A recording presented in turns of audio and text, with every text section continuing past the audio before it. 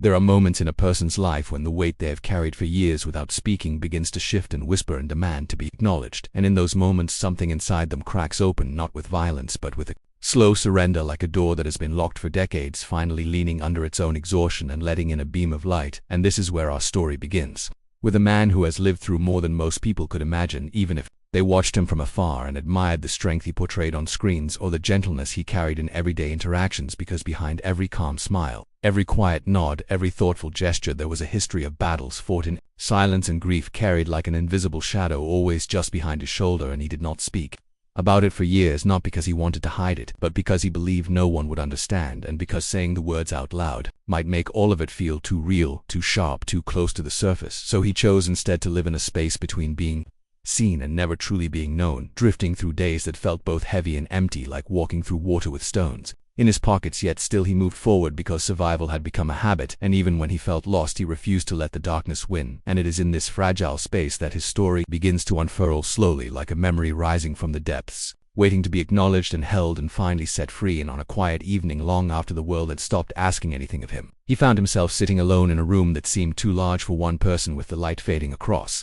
the walls and the air growing still. And he realized that for the first time in a long time he wanted to speak, not to an audience, not to a friend, not even to himself, but to something larger, something that felt like the universe leaning in and asking him to share the truth he had always carried. And so he began, not with grandeur or poetic clarity, but with the soft, trembling honesty of a man who has spent a lifetime holding his breath and was finally ready to exhale. And he spoke of the tiredness that lived in his bones, the kind that no amount of sleep could heal, the kind that stretched back years through heartbreak and loss, and the quiet, brutal erosion of hope. And as he spoke, memories rose around him like ghosts, gentle but insistent, each one asking to be felt and remembered. And he let them come because he knew he could not begin anew until he faced what had shaped him. And so he let himself return to the moment when the world he believed he was building collapsed into grief so vast it left him hollow inside, the memory of standing in a hospital room with the scent of antiseptic blending with the sweet lingering traces of a woman he loved more than he had ever thought possible, and the silence around him. It felt like a scream waiting to break, and he remembered the way the world seemed to tilt, as if time had slipped its axis, leaving him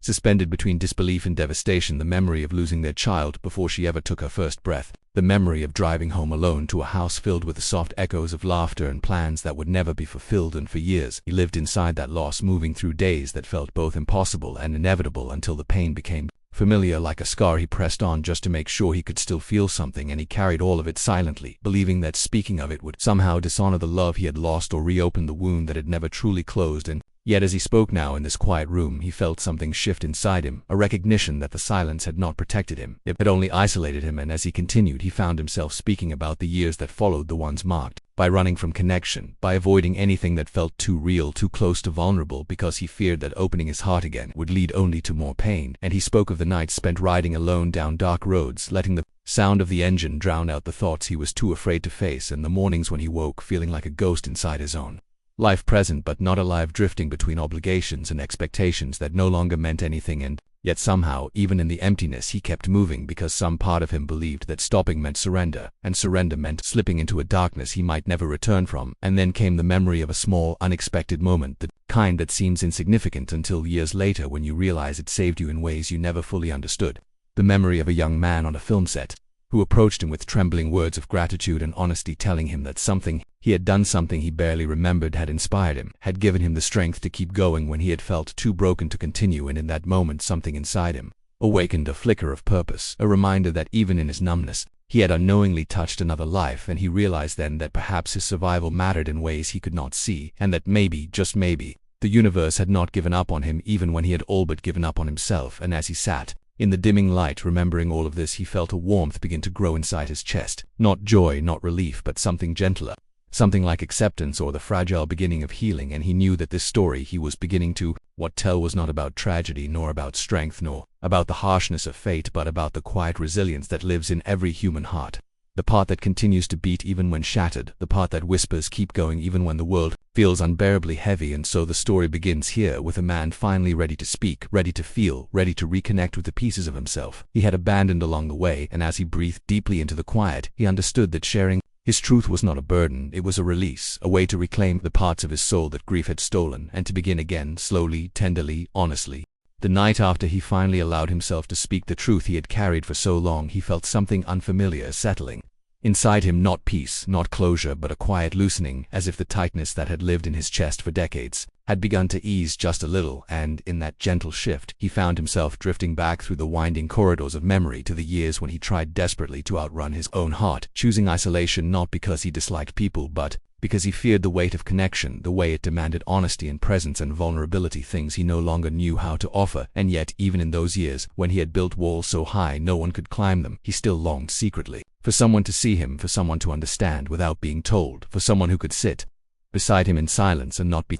frightened by the depth of his grief. And though he tried to bury that longing under work and routine and distance, it never truly disappeared. Instead, it followed him everywhere like a quiet echo, reminding him of what he had lost and what he still wanted but did not believe he deserved. And during those years the world saw him as strong, as grounded, as gentle and steady and unshakable, but inside he moved like a man walking through fog, unable to grasp anything solid, unable to feel anything, fully caught between the desire to connect and the terror that connection would only lead to more pain. And he remembered the countless evenings when he would come home to an apartment that felt too big, too quiet, too untouched by human warmth, and he would sit on the floor with the lights off, listening to the hum of the refrigerator or the distant hum of the city, trying to convince himself that choosing solitude was strength rather than fear. And some nights he succeeded, but on others the silence pressed against him so heavily he felt he might break beneath it. And in those moments he would grab his motorcycle keys and ride without direction, letting the night air numb the ache in his chest, letting the road unspool beneath him like a lifeline. And sometimes he would pull over on a highway shoulder, surrounded by darkness, and let himself cry, not loudly,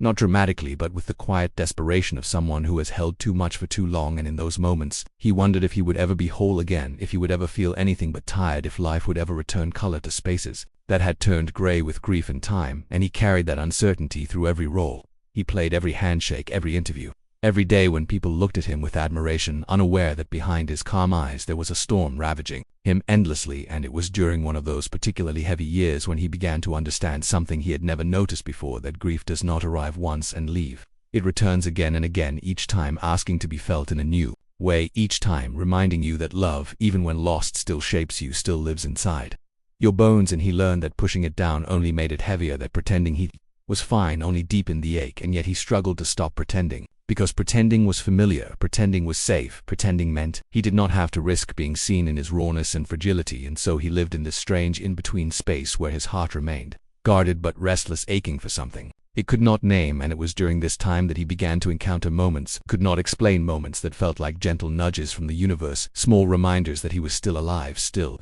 capable of connection, still capable of being touched by the world, even if he did not know how to reach back. And one of those moments came one cold winter morning when he walked into a small coffee shop tucked between two buildings on a quiet street. The air smelled of roasted beans and warm pastries, and he watched the barista humming softly to herself as she prepared orders, moving with a kind of joyful ease that felt foreign to him yet strangely comforting. And when she handed him his drink, she smiled, a simple, sincere smile that reached her eyes, and something in him shifted almost imperceptibly, as if the warmth in her expression had traveled across the small space between them and settled inside him like a spark that refused to be extinguished. And he left the shop, feeling lighter than when he had entered, unsure why, unsure how, but deeply aware that something within him was beginning to thaw. And he found that these tiny moments accumulated quietly, each one adding a single thread to a tapestry of connection he did not yet realize was forming. A passerby holding a door with genuine kindness, a child laughing on a sidewalk with unfiltered joy, a stranger offering directions with warmth, and every one of these interactions nudged him gently toward the world, reminding him that even in the vastness of his grief there was still room for softness,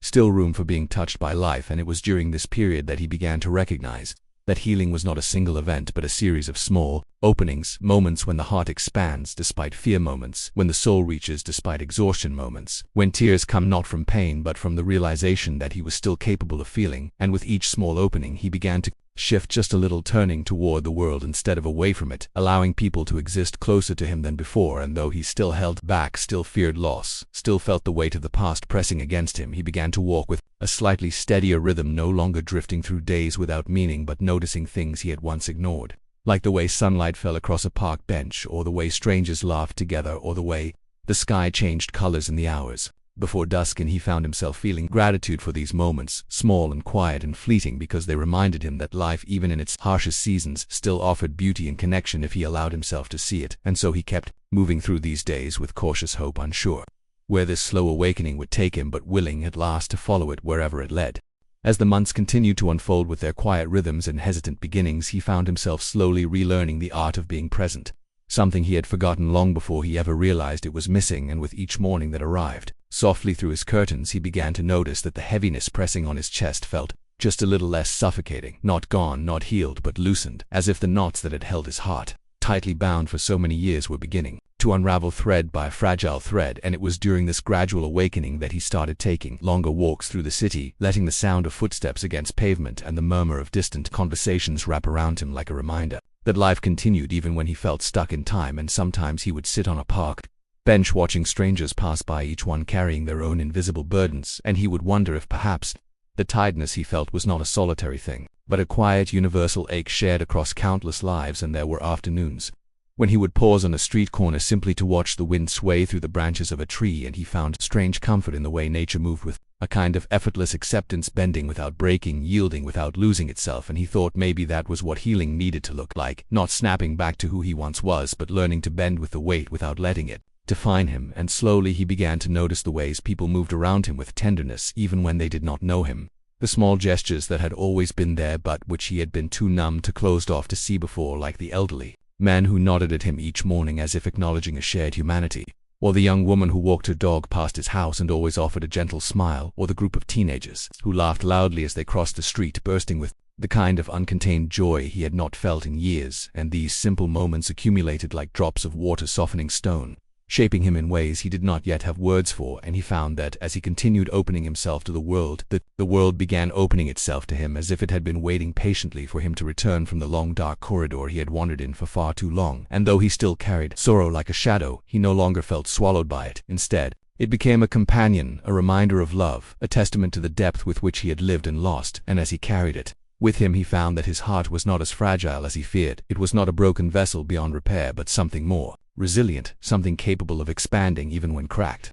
something capable of holding both pain and tenderness at the same time. And it was during this period of cautious renewal that he met someone who would shift the axis of his world, not through grand gesture or dramatic revelation, but through presence, through gentle, steady existence. And she came into his life quietly, like soft rain on a window, at first barely noticeable but gradually impossible to ignore. And when he first spoke to her, he felt a tremor beneath the surface of his being, a flicker of fear and curiosity intertwining, because connection had always felt dangerous to him, yet something in her presence felt strangely safe, as if she understood without needing explanation. And she did not push, she did not pry, she simply existed beside him with an openness he had forgotten how to trust. And he found himself drawn to her calm warmth, the way she spoke with intention, the way she listened with her whole being, the way she respected silence instead of rushing to fill it. And he began to share pieces of himself, hesitantly at first, offering fragments of thoughts and memories that had lived locked inside him for years. And she received them gently, as if each word mattered, as if each truth he revealed was something precious and worthy of holding. And he realized that this was the first time in a very long time he had allowed anyone to see beyond the walls he had built. And it terrified him, yet it also rooted him, gave him a feeling he had not experienced since before loss had hollowed him out. And he found that he wanted to keep talking to her, not out of need, not out of desperation, but out of a quiet desire to be witnessed, to be understood, to be known. And as their conversations deepened, he began to feel the contours of connection forming between them, delicate but real, like threads weaving a tapestry he had never thought he would see again. And for the first time in years he did not run, he did not retreat behind old fears, he simply let himself be there in the moment, feeling the richness of something new, something alive. And there were evenings when they walked together under fading skies, sharing stories and observations, and the simplicity of those moments filled him with a warmth that felt almost foreign after so many years of emotional winter. And sometimes he would look at her and feel a gentle ache in his chest, not the grief he had carried for so long, but the ache of possibility, the ache of a heart learning to open again. And though part of him still feared the risk, feared the fragility of love, feared the idea that everything he cherished could be taken from him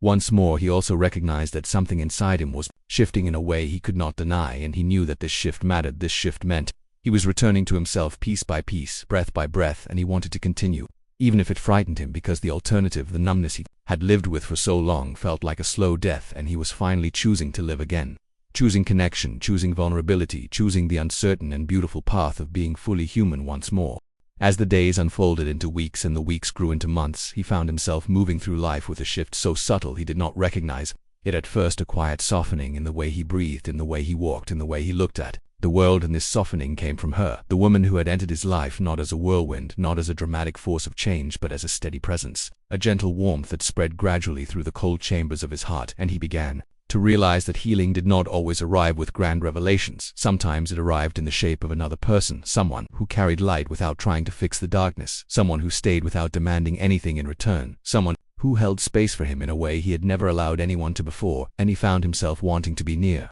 her, not out of dependence but out of quiet appreciation for the way she made the world feel less heavy. In one evening as they sat together on a quiet hill overlooking the city lights, he felt a trembling inside him, a sensation he had not felt in years, and it was not fear, not sadness, but the tender ache of hope. And he listened to her speak, her voice gentle as she described her own joys and sorrows, and he realized that for the first time in a long time he wanted to share not just fragments of his past, but the truths of who he had become, the man shaped not only by tragedy, but by endurance, by resilience, by the countless small choices he had made each day to keep going even when he felt like collapsing. And so he spoke, not in a rehearsed way, not in the careful, guarded manner he used with strangers, but in a slow, vulnerable rhythm that felt like exhaling for the first time after holding his breath for years. And she listened without interruption, without judgment, simply letting his words settle between them like fragile petals carried by a soft breeze. And in her silence he found solace, because she did not try to fix him. She did not try to fill the spaces carved by grief. She simply sat with him in those spaces, offering presence instead of solutions, and that alone felt like healing. And he realized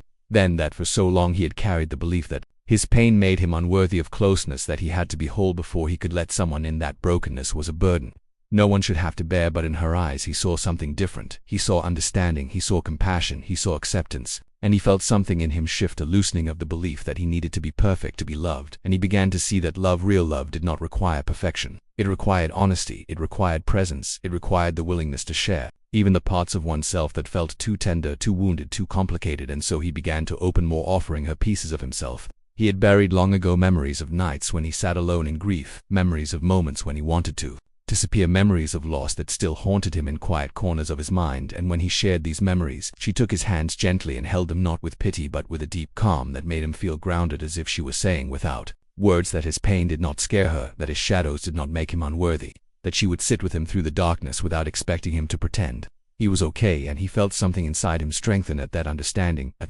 small resilient flame that whispered he was not alone anymore. And as their connection deepened, he found himself imagining possibilities he had long abandoned, possibilities of a life shared, of laughter echoing in a home that no longer felt empty, of mornings spent together over quiet conversations, of evenings when the silence between them felt warm instead of cold. And though the thought of opening his heart fully still frightened him, he realized that love is always a risk, and that the risk was worth taking, because the alternative, living behind walls, living half alive, living untouched by the beauty and vulnerability of connection, was no longer something he could bear. And he remembered a night when they walked beneath a canopy of stars, the air cool against their skin, and she told him about her own fears, her own hesitations, her own scars that she carried quietly beneath her calm exterior. And in that moment he understood something profound, that healing was not a solitary journey, it was one woven between hearts that dared to be open even when trembling. And slowly he began to see that love was not about avoiding pain, but about choosing someone who made the pain bearable, someone who made the journey meaningful, someone who made the world feel gentler simply by existing within it. And as he took her hand in his, he felt the warmth of possibility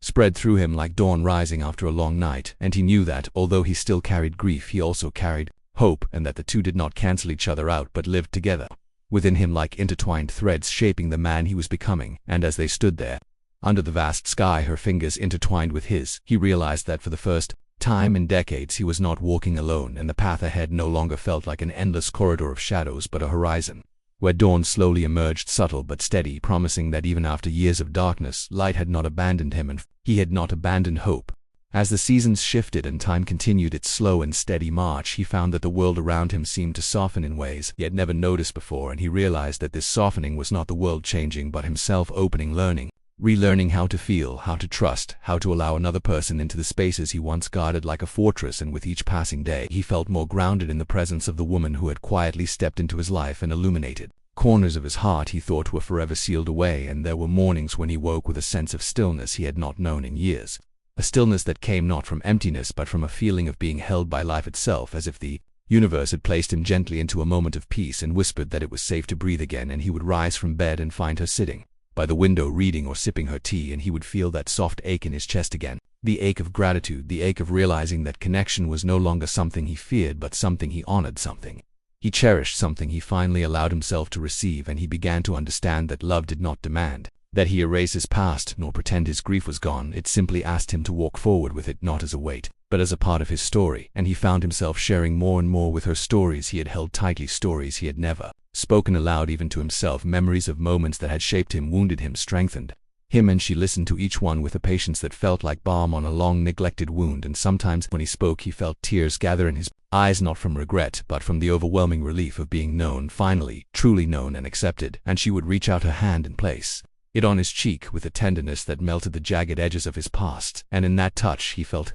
something he had forgotten how to recognize. He felt the safety of being loved without condition, and this feeling guided him through days when the old ghosts returned, because they still did. There were still nights when grief pressed its cold hands against his heart, when memories rose like shadows in the back of his mind and threatened to pull him backward into the darkness he had wandered for so long. And on those nights he would sit in silence, battling the old instinct to withdraw, to retreat behind the emotional walls he had once believed were necessary for survival. But now, instead of disappearing into himself, he found her sitting beside him quietly, her presence steady, her warmth a reminder that he was no longer facing the darkness alone. And she did not ask him to speak, she did not tell him to be strong. She simply sat there, allowing him to feel without fear. And slowly the shadows softened, and he felt the weight lift enough for him to breathe again. And in those quiet moments, he understood something crucial, that healing does not mean the absence of pain. It means having someone to hold your hand through the pain, someone who sees your scars and stays, someone who reminds you that broken does not mean unworthy, that grief does not diminish love, that fear does not erase possibility. And with time he found himself offering her the same presence.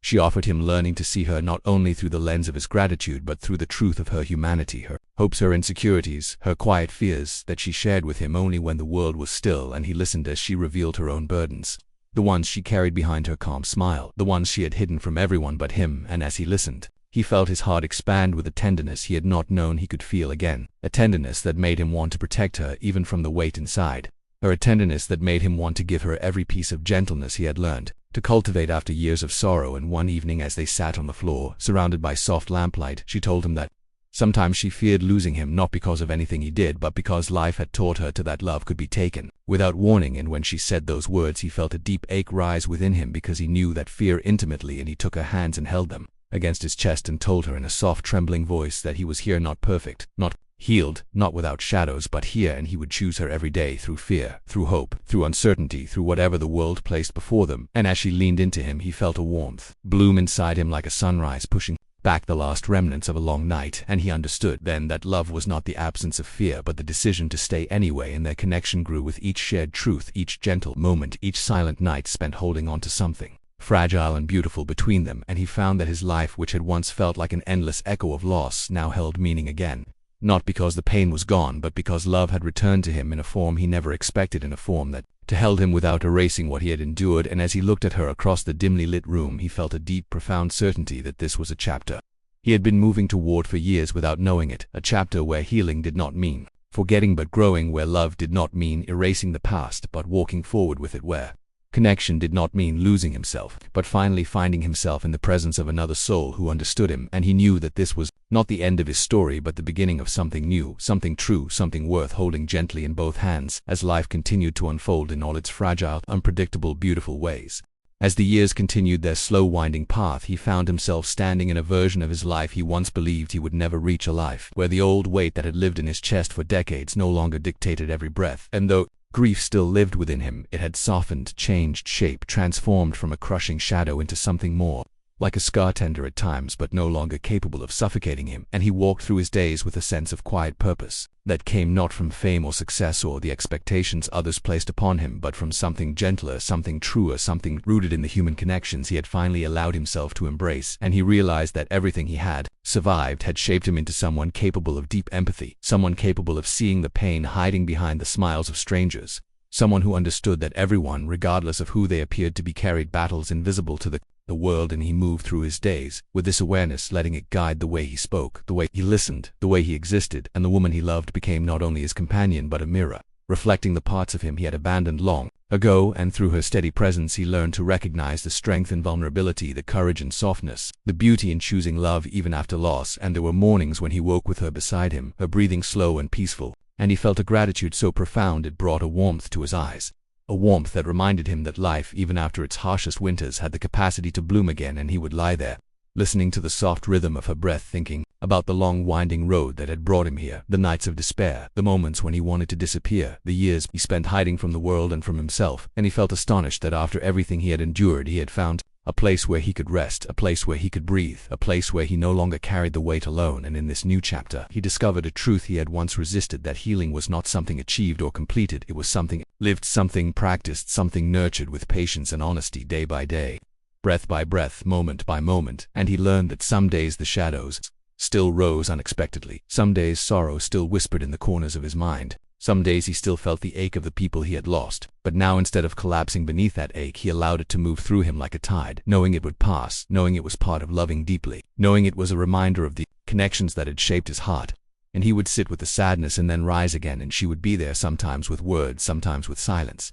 always with a presence that made the darkness feel less overwhelming. And he found himself offering the same presence to others, strangers, fans, friends, anyone who crossed his path and needed a moment of genuine kindness, because he understood now that the smallest act could alter someone's direction, that a single conversation could save a life without either person realizing it, that simply seeing someone, truly seeing them, could make the difference between breaking and continuing on. And he carried this understanding into every interaction, not because he wanted to be admired, but because he knew what it felt like to be invisible in plain sight, to walk through life carrying a weight no one else could see, too long for someone to reach out, even briefly, even gently, and remind him he was not alone. And he realized that his purpose, the one he had searched for through years of pain, was not grand or complicated. His purpose was connection, his purpose was presence, his purpose was presence shaped by the scars he once resented and now wore with quiet dignity. And as he lived this purpose, he found a peace that had eluded him for so long, not a perfect peace, not an eternal peace, but a living, breathing peace, one that grew with him, changed with him, and expanded within him as he continued to choose honesty and vulnerability and love over the old instinct to retreat. In one evening, while sitting beside the woman he loved, watching the sun sink below the horizon, painting the sky in hues of gold and rose, he felt the truth settled deep in his bones, that he had survived for a reason, that the years of darkness had not been wasted, that every tear, every night spent in solitude, every battle fought alone had brought him here to this moment where he could offer the world a version of himself shaped by endurance, softened by empathy, strengthened by every fall and every rise. And he turned to her and felt the warmth of her hand slip into his, and he let himself feel everything, the grief, the gratitude, the love, the lingering ache, the quiet joy, the memory of what he had lost, and the hope for everything still ahead. And in that merging of past and present, he understood something he wished he could tell everyone who felt tired and broken and ready to give up. He understood that survival was not just continuing to breathe, it was choosing to keep walking forward through the storm, even when the destination was unclear, even when the path was steep, even when everything felt impossibly heavy. Survival was courage, survival was defiance, survival was a quiet promise whispered to the future that he would not let darkness have the final word. And as the sky darkened into night, he held her hand a little tighter, feeling the warmth pulse through him, and he closed his eyes, not to shut out the world, but to feel it more deeply, to let the fullness of the moment settle into him. And he knew he was exactly where he was meant to be, not because life had gone as he hoped, but because he had endured what he once believed he could not, and emerged, not unbroken but beautifully human and ready for whatever came next.